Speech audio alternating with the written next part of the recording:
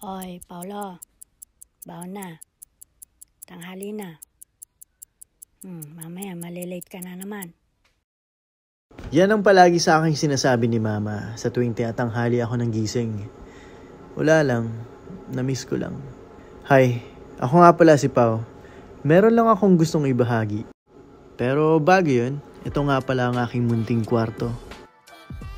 Dito pala ako ngayon nakatira sa barracks sa loob ng base namin dito sa Norfolk, Virginia. Ito naman yung unang TV na nabili ko para sa sarili. Di man kalakihan pero ang mahalaga, masaya. Weekend nga pala, no? Araw ng linggo. Isa sa pinakamasarap na pakiramdam. Yung wala kang pasok kinabukasan na hindi mo kailangan gumising ng maaga. Yung wala kang iintindihin, kundi ang sarili mo.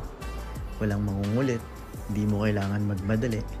Yung tipong iisipin mo na lang, ano kaya ang kakainin ko mamaya?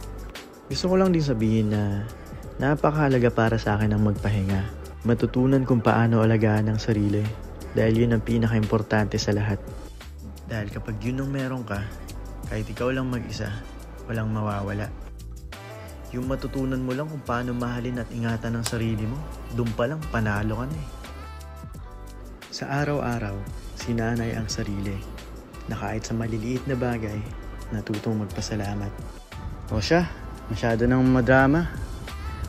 Pero gusto lang sabihin sa huling pagkakataon na sanayin mo lang yung sarili mo na tuparin yung maliliit na bagay. Halimbawa, yung pagtupi mo ng higaan o pinaghigaan mo, hindi mo bang ma-appreciate mo lang yung maliliit na bagay sa araw-araw mong ginagawa. Yung paghugas ng plato, pagtupi ng mga nilabahan. Dahil kapag nasanay ka sa mga ganung bagay, di ba ang saya? Kahit ganun kaliit na bagay, ang sarap ma-achieve. Pero ano pa kaya kung ma-achieve mo yung pinaka-tugatog ng pangarap mo, di ba? Ang sarap balik-balikan ng mga maliliit na bagay na, uy, ito yung nagawa ko, di ba?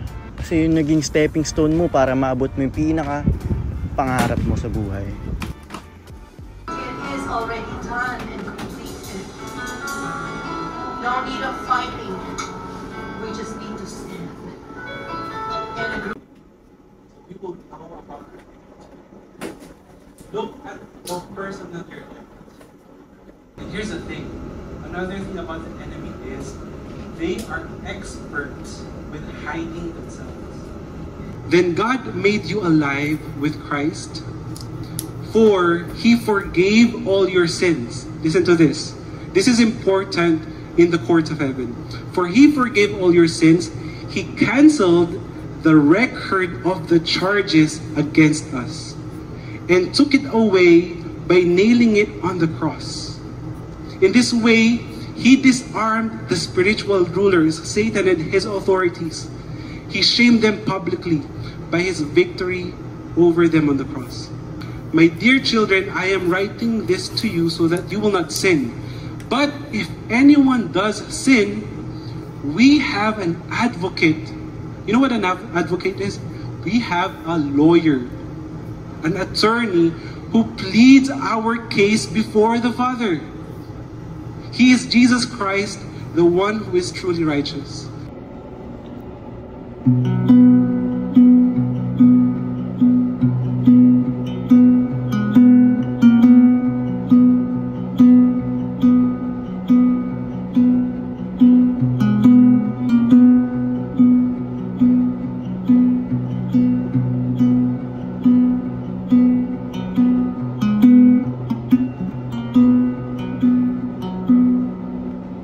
Like a rushing wind, would you breathe within my heart?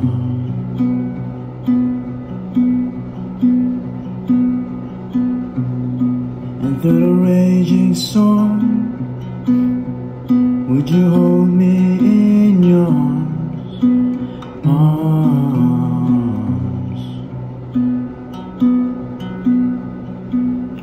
Cause I need you.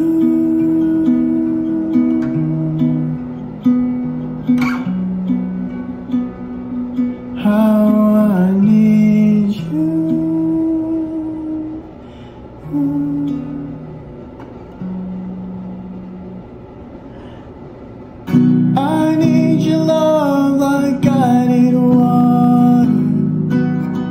I need your love like I need breath inside of my lungs, burning my heart just like a fire.